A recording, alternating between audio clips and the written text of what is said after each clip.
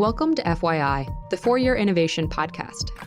This show offers an intellectual discussion on technologically enabled disruption, because investing in innovation starts with understanding it. To learn more, visit arc-invest.com. ARK Invest is a registered investment advisor focused on investing in disruptive innovation. This podcast is for informational purposes only and should not be relied upon as a basis for investment decisions. It does not constitute, either explicitly or implicitly, any provision of services or products by ARK. All statements made regarding companies or securities are strictly beliefs and points of view held by ARK or podcast guests and are not endorsements or recommendations by ARK to buy, sell, or hold any security. Clients of ARK Investment Management may maintain positions in the securities discussed in this podcast. Welcome to ARK's 4-Year Innovation Podcast. Today we have a very special guest. Charles Graeber is joining us, author of The Breakthrough. We also are joined by James Wang, our internet analyst, and of course me, Sam Corris, covering robotics and energy storage at ARK. Charles's book I first found as an excerpt on Wired, and it was by far the most engaging and entertaining book I've read since the 3 Body Problem series. And I recommend it to Sam, who basically consumed it in about 2 weeks. It's true. I also, 3 Body Problems. So I just get all of my books from James. So anything you hear he recommends on this podcast, pick it up and read it. The claim of the book is quite large. It's immunotherapy and the race to cure cancer. And we don't follow healthcare professionally. We follow it on the side. Of course, Manisha and Simon cover biotech for us at ARK, but we all kind of take interest in each other's themes. And this book really lays out the case on why we're not just kind of hitting up a brick wall against cancer slowly, but rather we've made a pivotal turn since 2011. And what's amazing is so much of the great technologies that we're talking about today came out around this era. Deep learning came out in 2012 with AlexNet. Bitcoin came out around 2009. And I didn't even know about this method of actually curing cancer called immunotherapy, which the first version came out in 2011. That's right. You also had collaborative robots starting to come onto the scene at that time period. Really kind of a boom for the technologies that we're looking at in disruptive innovations. Totally. Today, Charles really does a terrific job of laying out how we're going from cancer being a disease that kills millions of people to one that's not just treatable, but potentially curable. Really a huge game changer for the way we look at cancer as a whole. Right now, it's looked at very pessimistically. There are still a lot of patients and sometimes even doctors out there who give prognoses without knowing the science that's happening in the lab. And what's interesting is we're approaching this point where, it's potentially keeping people alive long enough to when the cure is discovered. Here's our conversation with Charles Graeber. Enjoy.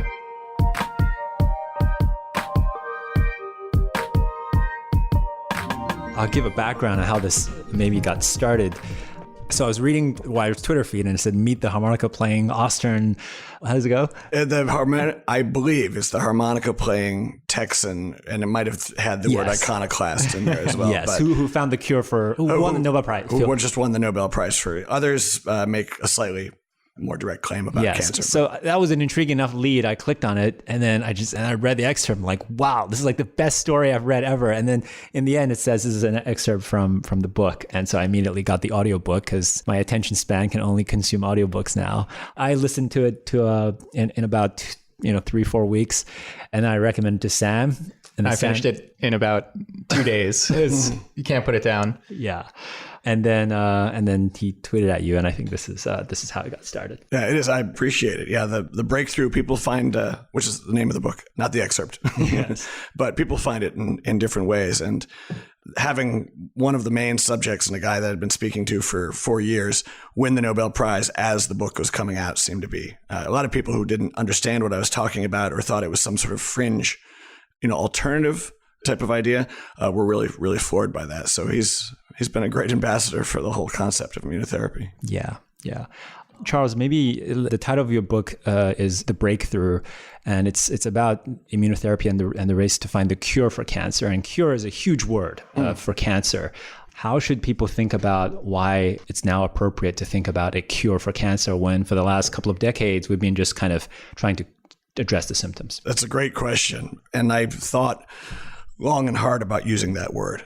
Spoke to a lot of people, obviously, in the course of this book. It was not my specialty. I had to learn like anybody else what I was talking about.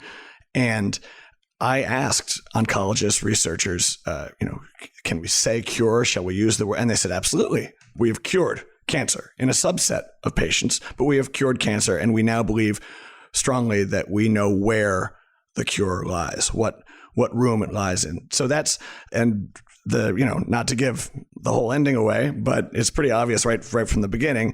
It's sort of like the butler did it. It turns out that the immune system, which has been standing there the whole time, sort of underestimated and misunderstood, is responsible for all sorts of things that have to do with our relationship with cancer, how we get cancer, as well as other diseases. We could talk about multiple sclerosis and things. So it turns out the immune system is central. And for decades, centuries, in fact, it was scientific dogma that the immune system could not recognize cancer, that's not what it was designed to do. Cancer is us. It's too similar to us for an immune response. Otherwise, you'd have autoimmunity, which would be much worse, much more dangerous. And that turns out to be dead wrong. And now that we know that's wrong, now we know where the answer lies, because cancer is a mutating problem, right? It's us mutated, and it continues to mutate. And if you don't wipe it out, it continues to change and dance, and it's creative. Drugs are not creative. Nothing that we are trying to bomb cancer with, radiation or drugs or anything else, can adapt. The immune system's built to do exactly that. And so we're now working out the finer steps of the dance. But yeah, cure is a word that they encouraged me to use. And so I stuck it on the cover. I see. So just to clarify, and I think this point is super important, all this time when we think about finding a cure or treatment for cancer, we're thinking about putting something new into the body to kill the cancer. When immunotherapy is really doing something so that our own body's immune system can attack the cancer, the solution comes from within rather than without. That's right. And understanding that fundamental difference was really one of the big tasks of the book. Immunotherapy is moving so fast now that you're trying to capture lightning in a bottle or, photograph a moving train. It's beside the point. But marking this moment and establishing a base for everyone to understand what's happening, and not only what's here, but what's coming, that was the main job of that. And what's different about immunotherapy from the cut, poison, and burn modalities towards cancer, which basically treats cancer as a monster that needs to be destroyed, and you use everything in your power right up to the point, and sometimes past it, of perhaps killing the patient in order to kill the cancer. This is different. The immune system is there. We didn't realize it, but it was handcuffed by cancer. There are secret handshakes that cancer has evolved to say, I'm cool, don't attack me. I'm a fetus cell, or I'm something like this. I know I look weird, but trust me, you're not supposed to kill me. Now that we know that, we can block those secret handshakes and look for more. And so, yes, that's the fundamental difference. It's just unleashing what's already inside you and letting it do the job. And I think one of the most interesting things in the book, like you said, just 100 years ago, no one actually anticipated that the immune system had anything to do with cancer. And, we're recording this in New York, and really the history of immunotherapy starts in New York. You have William Coley. I mean, that story is incredible there. And, how does someone innovate? And it's like the first innovators are always considered crazy people. Right. I mean, there's so many things that surprised me about this book. And one thing it couldn't be was boring. If the breakthrough was boring, then I really failed, because it's the most exciting, interesting thing. You just have to be able to translate it. Happily, there's a lot of story in this story. And one of them, as you mentioned, is William Coley, 130 years ago. At an age when science was booming, the frontiers were being expanded rapidly. Tesla was just around the corner here. He and Edison were duking it out. They just anything seemed possible. And so a young, recent graduate of Harvard Medical School, a surgeon now in the Lower East Side of Manhattan, believed curing cancer, having different outcomes was possible. And so he looked for anecdotes. He looked for people who had those different outcomes. And he found one in a patient who had walked in the door, a German immigrant speaking no English, with an enormous tumor that when they tried to operate on it, they couldn't remove all of it. Of course, it being the 1890s, it becomes infected, and he's a goner. This is not going to be a good, there's no positive outcome that comes of this, except somehow that immune response, that raging infection, interfaced with the rest of his immune system, interfaced with the cancer. And somehow we now realize the immune system recognized cancer and killed cancer, melted it away like an ice cream cone melting down. And Fred Belf walked back out the door and disappeared into the Lower East Side. And William Coley found these records and said, well, can we make what happened to him happen to others? And went out to find and prove that Fred Belf is existent. And so, yeah, you've got a medical detective story. It's sort of halfway between the Nick and Sherlock Holmes. It's exciting stuff. And so people had witnessed these inexplicable events that biology was not well understood. And it languished like that for 100 years. You talk about 100 years ago, The Emperor of All Maladies, which came out in 2010, doesn't mention cancer immunotherapy even once, not even as a possibility. Wow. And No that's mention. considered the definitive book on cancer up to that point. And it's wrong. Wow. It's That's fundamentally incredible. wrong. Yeah, and that's also very dangerous. I mean, it's a brilliant book on what we've done up until that point, how we learned to poison cancer through the chemical warfare department programs. Right. We started radiating cancer within months of discovering radium at all, which killed, by the way, everybody, including the operators of the machines, which right away but the immune system, because we couldn't figure it out, was really discarded, and those who believed it was possible were ridiculed and massively underfunded. So this is really also a story of innovation and what discovery looks like and what real disturbance looks like. I find this to be a really interesting story because it shows that, you could be on the right track and then you could totally go off the right track. So we immunotherapy today sounds like a sexy new thing. It was discovered by Coley in the 20th century, basically. Yeah, 19th century. And actually there are others, we've got letters from Chekhov. This is what you don't get, by the way, from the audiobook. I want to make the story clear, but the endnotes are just as long, and they contain all this juicy stuff, including letters from Chekhov, who was a physician, as well as a playwright, talking about a possible cure for cancer in that way. And you have German physicians doing the same thing, French. And we can go back to variolation, which is a version of this, which was never effective against cancer. But, you can go a long way back, often theorized about, seen as a miracle sometimes. Even the patron saint of cancer, St. Peregrine, but never seen as replicable science. So we had that initial success with Coley using this super primitive way of a bacteria infection trick, basically teaching the body to react against cancer. And then it was even recognized by official medical institutes in New York, but somehow it fell out of favor. How do we get off the correct path? That's a fascinating story and worthy of a book itself. I dedicate some time to it in the book, of course, but I also, we've got a lot of road to cover. Coley was right, but he didn't know why. Sometimes we recognize, we find something of value, recognize its value, but either massively misinterpret it or discount its value. Or in this case, medicine's filled with that. So, for instance, all the medical names, this alphabet soup, often what things are called has nothing to do with what they actually do. It's just what they seemed to be at the moment of discovery. B cells, for the bursa of fabricus, because that's an organ found in birds, and that's the only place those cells have been found. Now we're still talking about B cells in your bones, which make antibodies. And we're still referencing birds somehow. So imagine these much longer names. Anyway, so science is filled with finding something that's important, not knowing what it is. And the story of immunotherapy is exactly that. Cancer is complicated. It's mutated. It's smart. It evolves. It dances. It gets its own blood supply. It's sort of like it doesn't have its own will, but it seems to. The immune system also incredibly complicated because it has to be prepared to respond to diseases that it's never seen, diseases that may not even exist. There are enough T cells, different types of T cells in your body to recognize at least, I think the estimate is 10 to the 19th power different targets. That's 10 to the 19th seconds would be dozens of billions of years. It's incredible how ready it has to be. And it also has to be powerful enough to kill whatever might come and also not kill you. And so it's filled, it turns out, the immune system is filled with, circuit breakers and feedback loops and all these sorts of things. So none of this is understood. You can't see most of this under a microscope. The T cells were not even considered to be real until about 1968. They were people that mentioned that maybe there's another type of cell. They were ridiculed.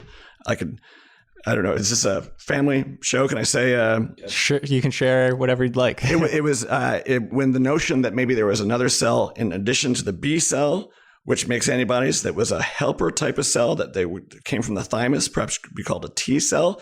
This was mentioned at a conference in 1968. One of the luminaries in the field stood up and reminded the speaker that B and T were the first and last letters of bullshit. That was the response. And that's weirdly enough. So that's the sort of response that gets you off the track of things, right? So in the case of Coley, he had good responses, and he made a medicine, not even really a patent medicine. It was patented, Coley's toxins. Bayer made it for a while. Mayo Clinic was a big manufacturer of it. It wasn't standardized. No one understood what it did. The fact that it actually had anything to do with the immune system wasn't really understood because the immune system wasn't understood.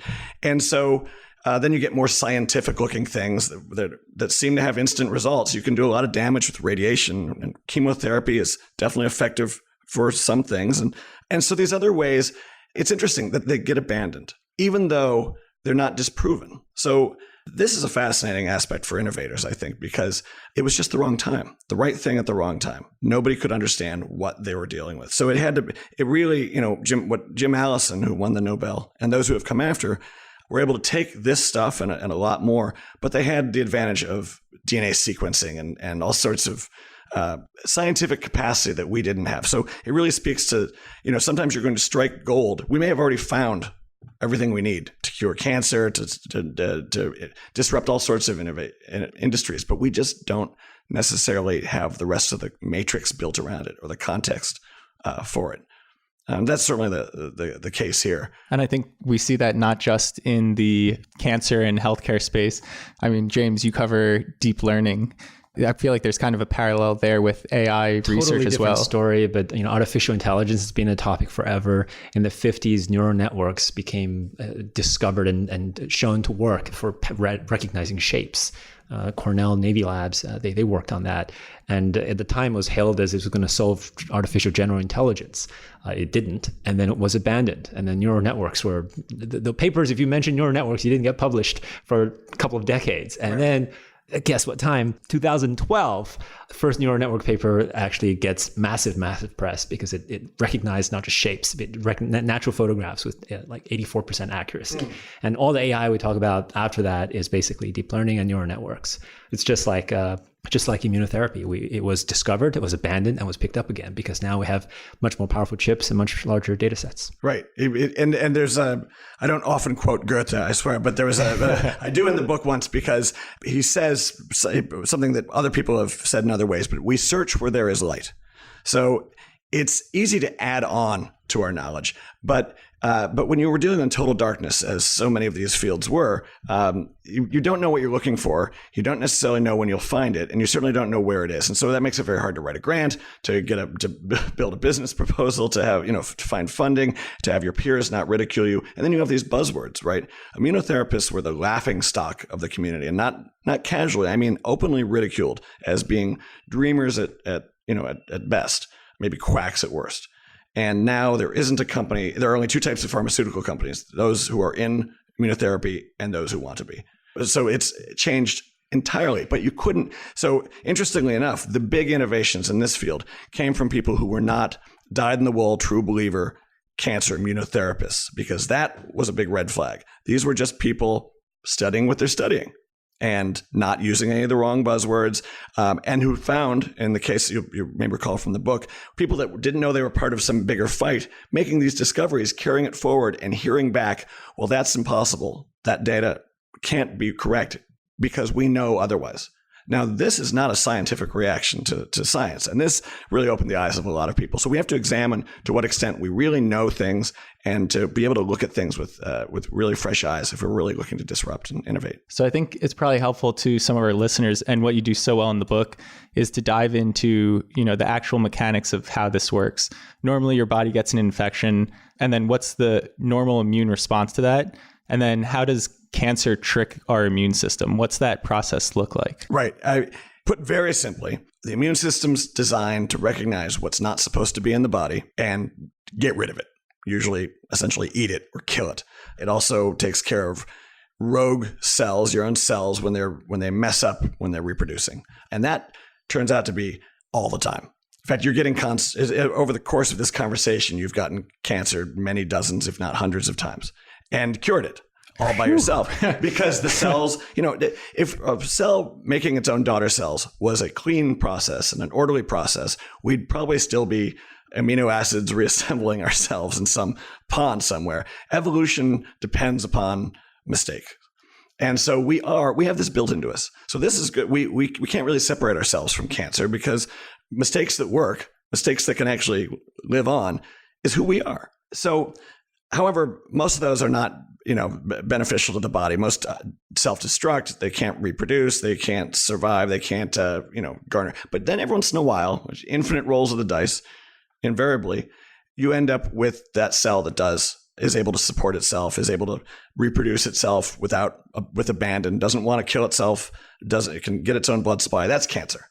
And it's a mutation, so it looks different than your normal body cells. And when I say looks different, you can sort of I think of these things like Christmas ham studded with cloves. They're covered with proteins. And there are certain proteins that are unique to cancer that you don't find on normal body cells. The more unique proteins you have, probably the weirder that cell is, the more mutated it is. And the more it needs a disguise, it needs some sort of a trick to tell the immune system, hey, despite what you're seeing, I'm okay. Now, as it happens, as I said, the developing fetus needs some of those same tricks. So one of the ways it does that is it uses essentially the same secret handshake that the body cells use to say, I know I look different, but I'm okay. These are interactions between ligands and proteins, receptors between the T cell and the tumor. Or it essentially, you could think of it as pressing a button, down-regulating the T cell, saying, don't even bother. There is a number of tricks, you can say. And we're discovering new tricks all the time. What the breakthrough is the recognition of those tricks, that those tricks exist. Nobody understood why the cancer and the immune system didn't seem to interact. Nobody could say why you don't seem to have even the sniffles when you have cancer. You know when you've got a cold, but you need a test to know whether you've got this deadly disease. It's because the immune system was actively being shut down by cancer. And we're learning new tricks every week, by the way. And now that we've changed our mind about whether the immune system can recognize cancer as foreign and kill it, all we're doing basically is blocking those tricks. We're liberating it to do what it's designed to do. And it turns out that not every type of cancer has the same trick.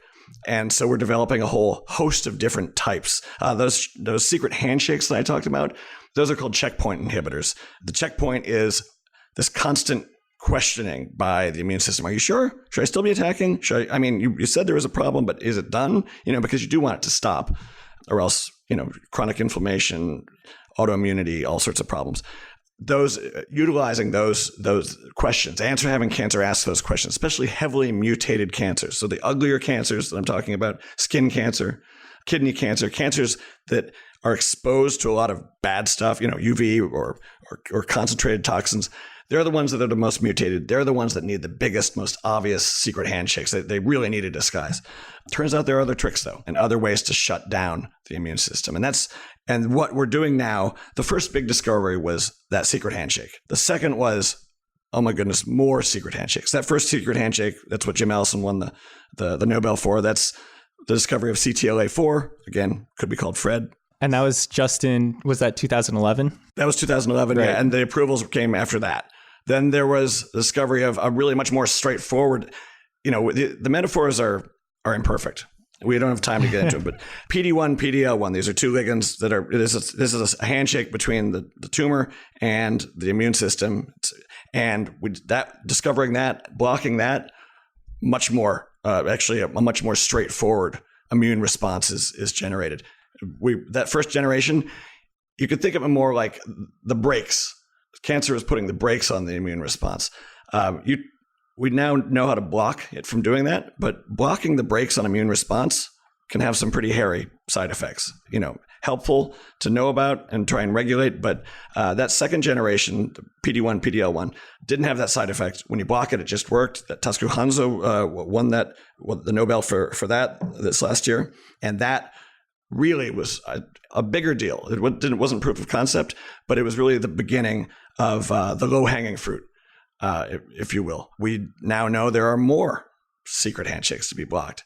We also now now that we have proof of concept, and this is the big deal. So the breakthrough, if I try to be completely up to date, and I can tell you what's changed since then, but if I try to be completely up to date and not build foundation for everyone to be able to understand. Patients, anyone who likes to science read, a human being, to say, here's what's coming, here's what's different.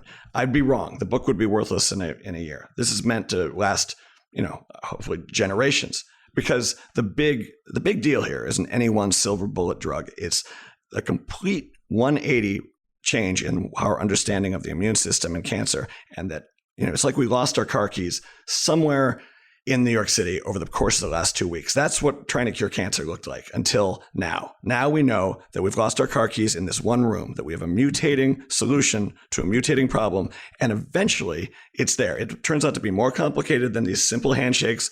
It turns out there are more feedback loops, and it's a more beautiful, complex dance, but now we know that's what we need to decode. These two initial successes, the first anti-CTLA-4 in 2011 and PD-1, PD-L1 in 2014, how effective were they compared to the treatments available at the time? And when we say cure, why do they deserve this big word? Right. That's a great question. As much hand-waving as I do in the book, I was very careful, including the word, I mock the title breakthrough because it's been plastered on Time magazine time and time again and has become a buzzword false starts and false promises.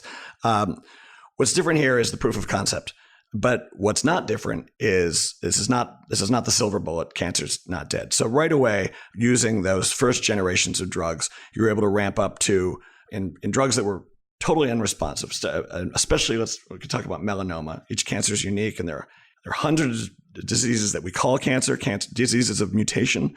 But also, your cancer is going to be different than mine. So, but putting that aside, I talked to stage 4 melanoma physicians and those patients. I wouldn't be able to talk to those patients very, very long normally because, as the doctors told me, they didn't see the same people in their waiting room over and over again. That was a death sentence. Right away, that went from 20% cure, and meaning full remission, didn't come back, then up to looking like 40%. Exactly where the numbers are now, I don't know, because PD-1, PD-L1 turned out, it's sort of like the everything goes better with Coke. Turns out it's always good to block the secret handshake, no matter what else you do. So if you're a company, as you know, that has a potentially effective cancer drug or maybe marginally effective, don't you want to know how effective it will be if you take the brakes off, if you actually let it do what it's supposed to do? So everyone wants their RC cola. And so there are something like 2,600 different clinical trials around different varietals of PD-1, PD-L1 right now. That made a massive difference. 600,000 people die in this country of cancer, at least last year. And so when we say a minority of people respond, we mean less than half, which is still a massive number. And in some cases, you talked about those checkpoint inhibitors, that's making an enormous difference. Combining that with chemotherapy, which is the next generation of sort of the next stage of development, where we find it's not chemo versus immunotherapy. It's if you explode a cancer cell, basically all those the proteins studded like the Christmas ham, those go everywhere. Those are like wanted posters. Those are what tell the immune system normally what to reproduce for and to get ready for. You block the cancer's ability to stop the distribution of those flyers, to shut down the flyer distributors. They end up being called antigen presenting cells or dendritic cells. They're these blobby things. And it really does work that way. They just hear you and read all about it. And here's a picture of the bad guy. And who is supposed to, T cell's supposed to recognize, is that that's the one you're supposed to recognize? Boom. It goes into turns into a clone army of millions and millions geared just to fight, to recognize and kill whatever has that. Now you're vaccinated against your cancer. And increasingly, that's the direction of cancer immunotherapy, which is essentially to make custom vaccines, to become your own custom vaccine factory against your cancer. So that's a quick arc that goes from how effective that minority response is to what we're already seeing it moving into now. So using a combination of chemotherapy and immunotherapy, they actually work really well together, right? Because immunotherapy relies on to help the body find the bad guys, and chemotherapy blasts the bad guys and makes it super easy to recognize. So they're very symbiotic in their approach. That's right. And a lot of the other approaches that are happening now that are very exciting are other ways of making it more obvious what the tumor is and how to attack it. That could be viruses that love tumors that inject themselves and make the tumor express different proteins, different cloves on the ham that make it really obvious for the immune system because they haven't really, that tumor hasn't developed a sneak around that protein. Or, CAR T cells, these specialized RoboCop cells, which are designed specifically to recognize, ultimately what we're trying to get them to do is to recognize the antigen, the clove on you that's unique to your cancer. And a massive step forward happened just this last year, actually I'd say it was announced in the last month. Let's talk about CAR T, because now we've moved to a different tech epoch again with CAR T. Because this first generation of immunotherapy, most of what the book covers is about these checkpoint inhibitors, which is saying getting your existing T cells to do the fighting. CAR T is different. CAR T is actually is just like training a whole army of T cells outside of your body and then putting them back in. Could you maybe get into kind of the whole CAR T apparatus? Yeah, absolutely. And so this book took me 4.5 years, and it wasn't 4.5 years to write. I actually wrote it fairly quickly. I thought I was going to write it in a year, and it turned out I needed to put PhD time into being able to destroy what I thought I knew and start from scratch. For instance, I didn't realize that your immune cells, let's say your T cells, weren't just on patrol for all different sorts of bad guys, foreign cells. In fact, as I mentioned, you have millions, billions of different specialized types of T cells, each one designed to recognize one foreign protein. And you'd think, in fact, you only have like 2 or 3 copies of each one of those floating around, which seems incredibly unlikely, of course, that you're ever going to, the chance Harry met Sally between the right T cell and the right tumor cell, except that luckily they have these singles bars called lymph nodes. Nobody ever told me about that either. So there are these things that I sort of thought I understood. Turns out I was wrong. That basic understanding is essential for understanding what CAR T and other whole cell or adoptive cell transfer therapies are about. The idea being, okay, ideally you have in you, if you've got cancer, you have a T cell that can recognize that cancer. Now you want it to do that. You want it to be in the same place, and you want it to not be shut down by that cancer. Now, while we're trying to figure, and then you want it to, it then activates into a clone army, millions and millions of replications of itself. There are a lot of things blocking it from doing that. We're still figuring out the basic science of that. Meanwhile, can we just make a whole bunch of copies of the right T cell? Is there some way of doing that?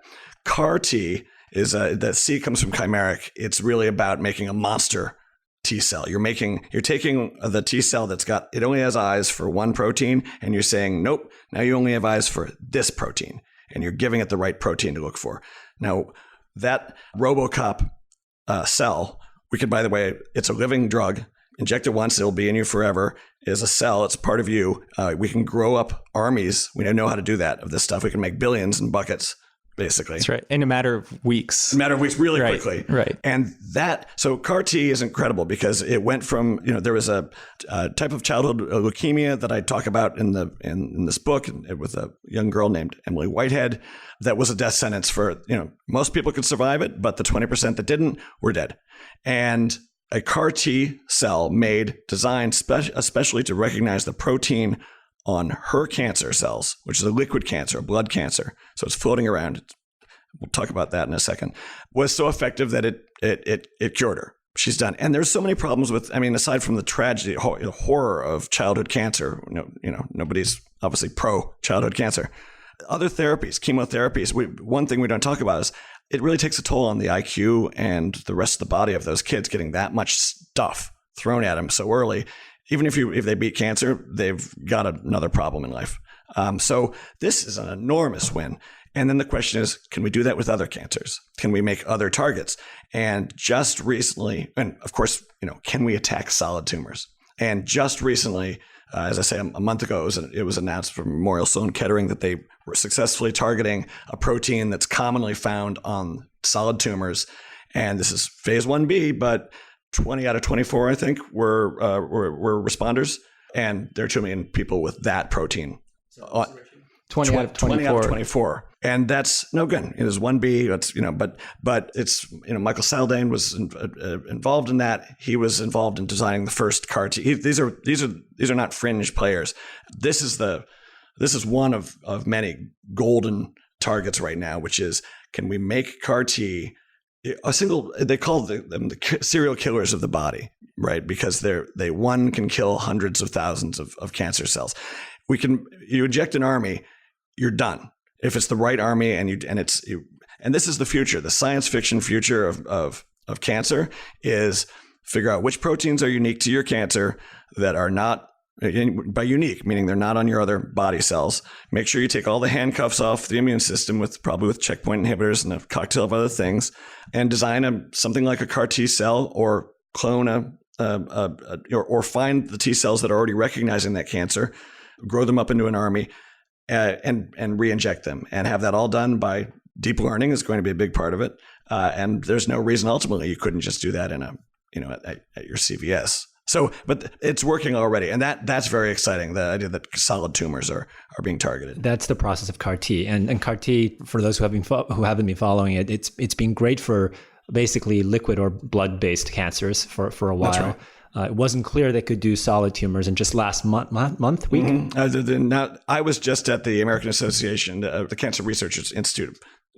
30,000 people converging on Atlanta, and all sorts of exciting stuff was announced. And that was a part of that announcement, as was the announcement of progress against pancreatic cancer.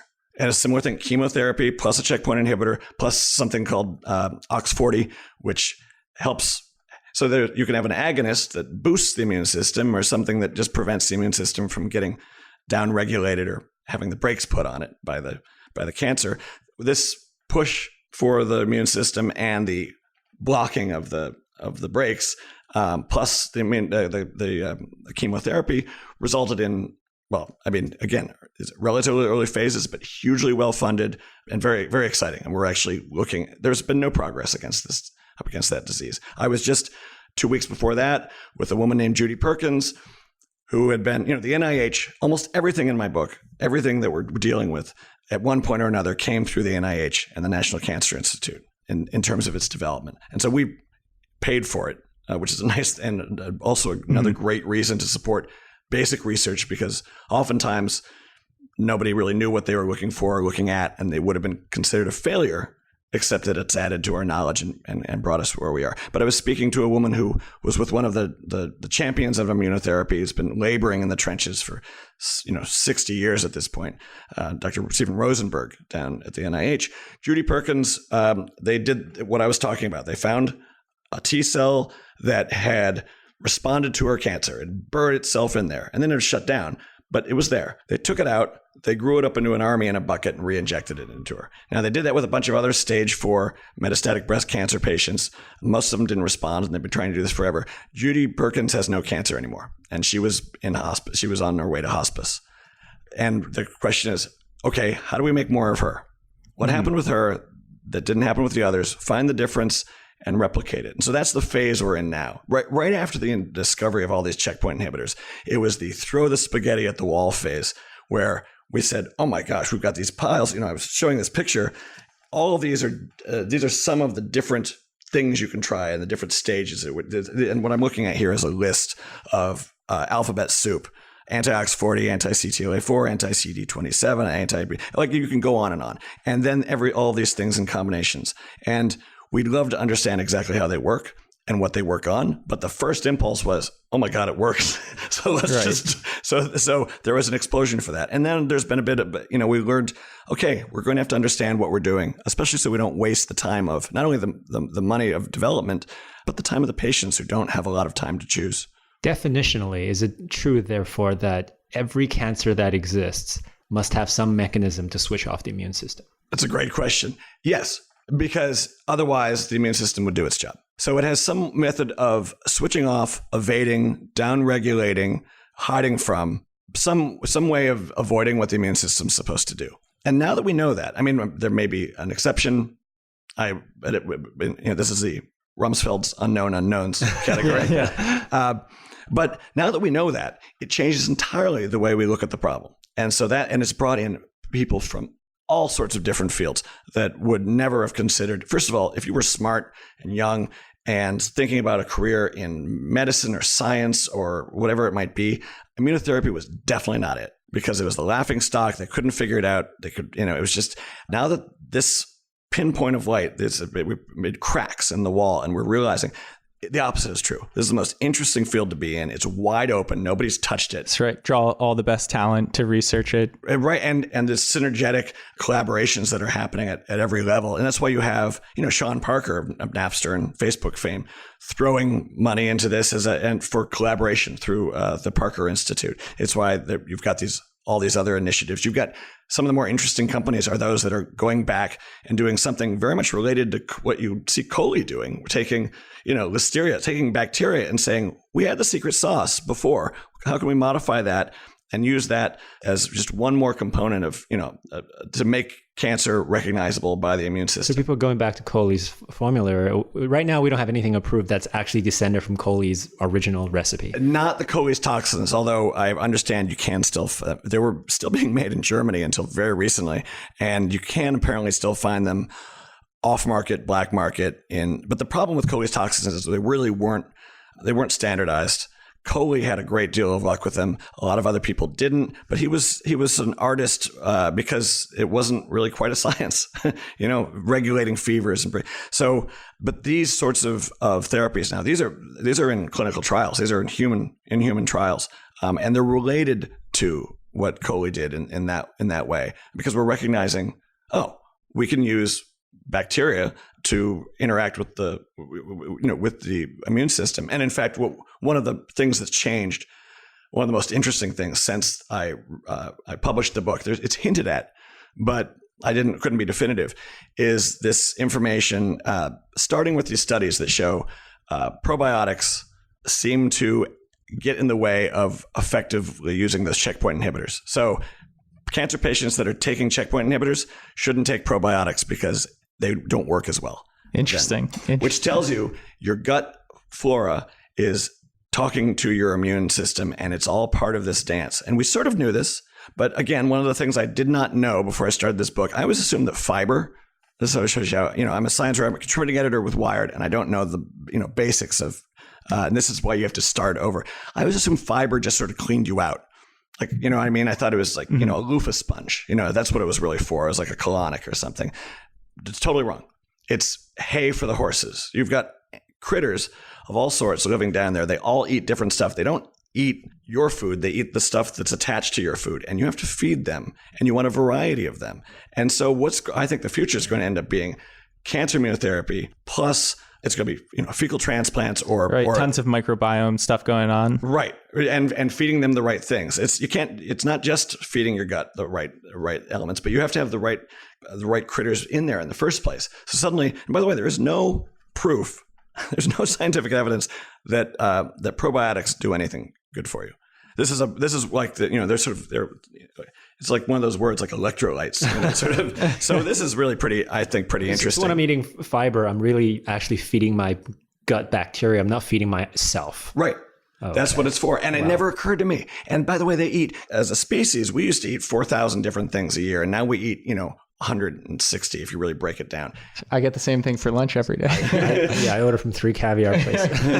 Well, it makes me want to go and, eat dirt around the world in places where people don't have cancer. And change my diet. I just wonder how much, this is where it gets, it's a fascinating field. And this gets a little bit off it, but that was an important discovery. That was just announced also a few weeks ago that not only, so that tells you something. It tells you something that there is this immune dance. It's been developed over millions of years. And the stuff living inside you, it's part of, it's actually the majority of us. And we can't separate that from the cancer, from the expression of the immune system. So understanding this dance more fully really becomes the part of the job. Awesome. If we get back to the kind of maybe just the roadmap of how we get to a cure for cancer. So we early 2010s, we found these early checkpoint inhibitors. Now we have CAR T working in both liquid and solid tumors. And combo therapy is really raising the effective rates of treatments. What, since the publication of your book, have you found to be the most exciting, or have we made the most progress? I guess maybe help us chart the path to actually getting above 50% response rates from these patients. Right. It's a great question. When the book came out, I'd say it's almost maximum excitement period. Also, most people had not heard of this.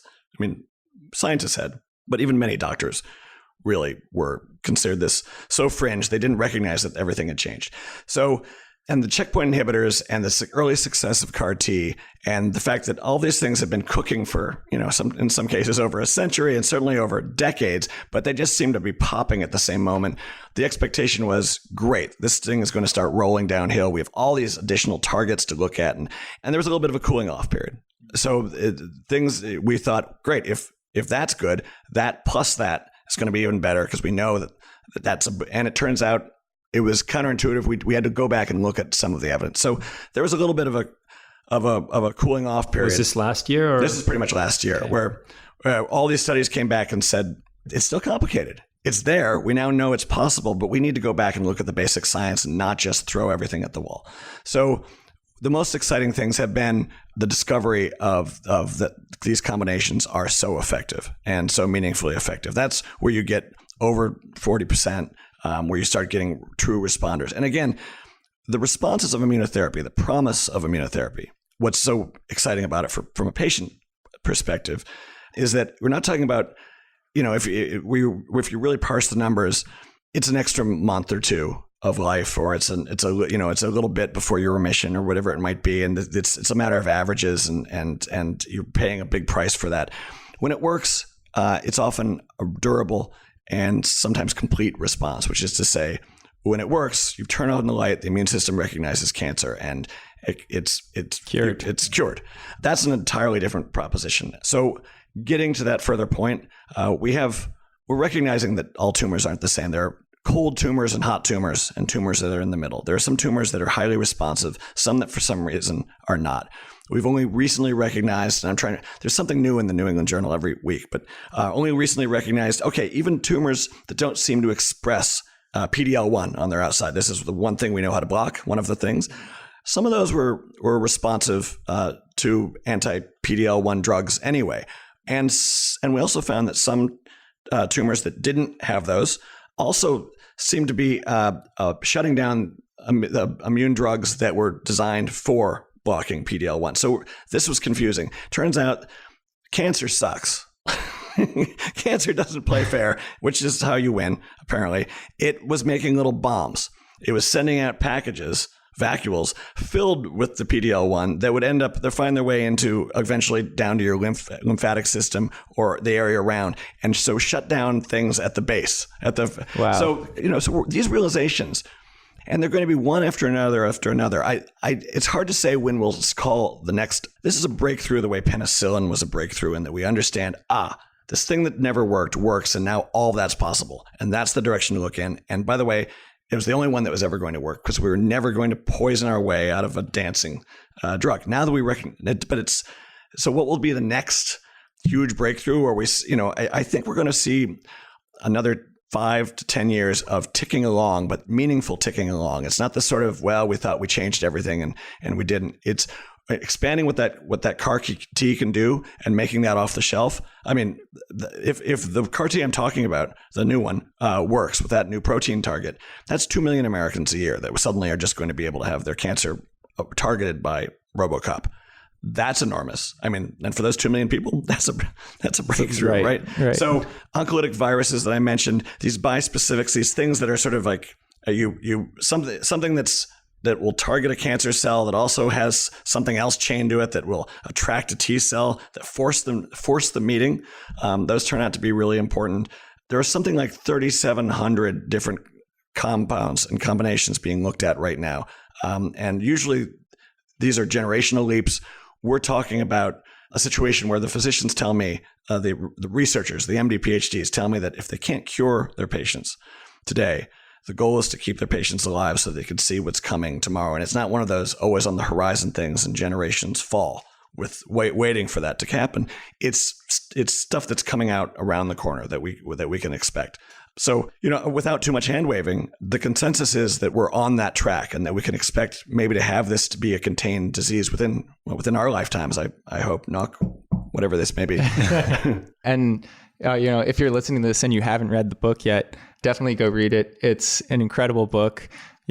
buy it for the first half and then stay for Chekhov's notes and the end notes, which are equally as interesting. Thank you so much for joining us today. Thanks for having me. I really appreciate it. And yeah, we'll continue the conversation on Twitter. So if you have any follow-up questions, feel free to reach out. Thanks, guys. Thank you. ARC believes that the information presented is accurate and was obtained from sources that ARC believes to be reliable. However, ARC does not guarantee the accuracy or completeness of any information, and such information may be subject to change without notice from ARC. Historical results are not indications of future results.